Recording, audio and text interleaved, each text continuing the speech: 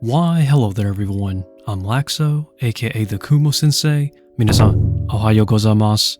And today, we're focusing on the Avicularia avicularia Morphtype 1, also known as the common pink-toed tarantula. And this is actually the second most common tarantula in the United States tarantula hobby, with the number one being the curly hair tarantula, which we already talked about here on the channel. I'll leave a video in the top right, so go check it out. But anyhow though, let us talk about this.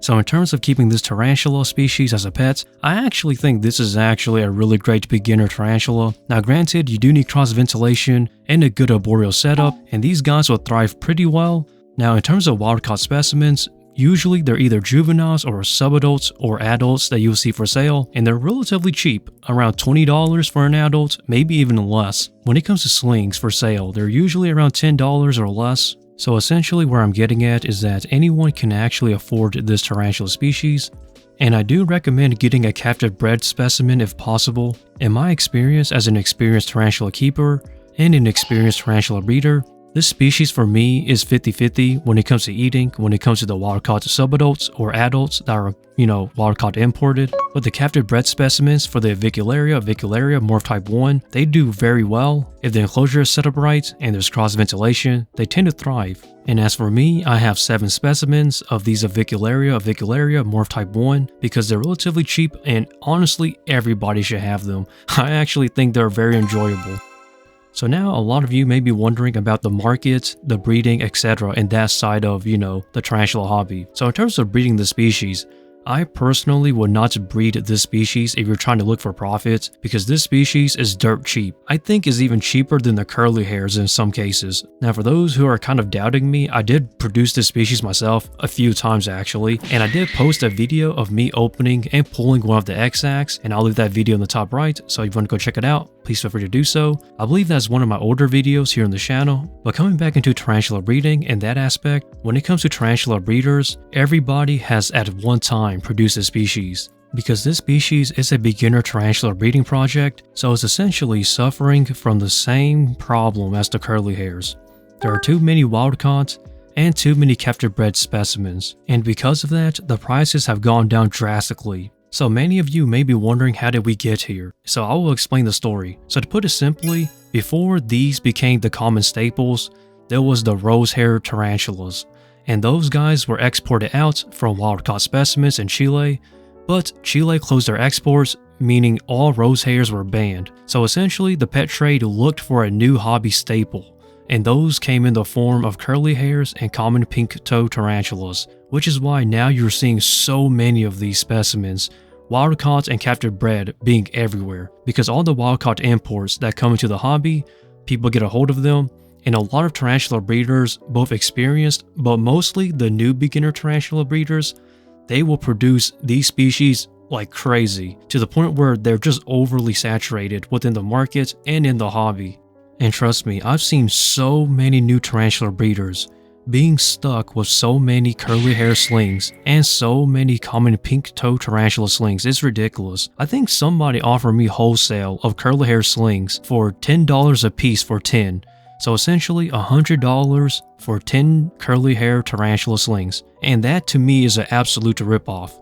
I think these slings in wholesale is about $1 a piece because of how saturated the market is. It's kind of sad because a lot of new tarantula breeders are overly pricing their tarantulas.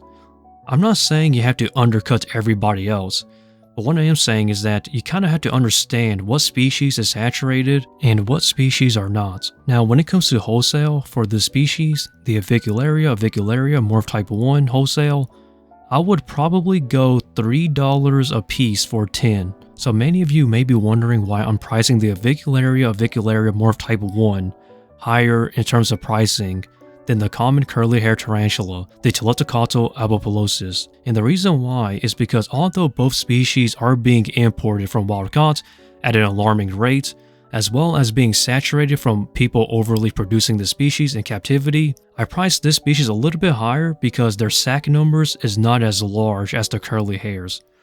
Curly hairs can have hundreds of slings. Avicularias, they tend to have smaller X-sacs, which is why a lot of new beginners usually gears towards the Avicularia avicularia Morphtype 1, and that's because their sac numbers is not as large as the curly hair tarantulas, which makes it more easy and more workable in comparison to the overwhelming numbers of the curly-haired tarantula. Now, I'm not gonna lie, I actually love this species a lot, which is why I still breed them, but I only breed this species once in a very long time. I say once every few years if I'm feeling it, but for the most part, when it comes to the common Avicularia avicularia Morphtype 1, the common pink-toed tarantula, I would typically avoid them, and I would tell a lot of people to avoid them as well so they don't get stuck with a bunch of babies that they produce, which they can't find new homes for because everybody either has it or everybody can afford it from somebody else for a cheaper price. So yeah, so there it goes. So for captive bred slings, I'll probably buy them at $3 a piece for wholesale for a 10. When it comes to wild-caught adults, I will usually buy them for $10 a piece for adults. So they're a relatively cheap tarantula, honestly. So if you're looking for a tarantula for profit, this is not the one for your business, I tell you that. It's better just buying them off wholesale and whatnot, and then dealing with it that way than to actually produce them yourself and get overwhelmed by the numbers. And it's actually kind of crazy. You will not believe the messages I get from so many of these new tarantula breeders stating that, hey, I produce some, pink-toed tarantulas, will you buy some? And I will usually say no for the most part. And they're too cheap to where I can't necessarily profit off from them if I was to wholesale them. So I usually just keep them as pets. So if I do breed them, it will be once in a very long time. And the specimens I do have, which you're seeing in this video, are usually just pet only. So to wrap it all up, I actually like this species as a pet, not necessarily for breeding. And with that everyone, I guess I'll just leave my thoughts here for now, and like usual, feel free to like, comment, subscribe. New uploads every single Tuesday and Friday. Support me on Patreon, and support me on social media.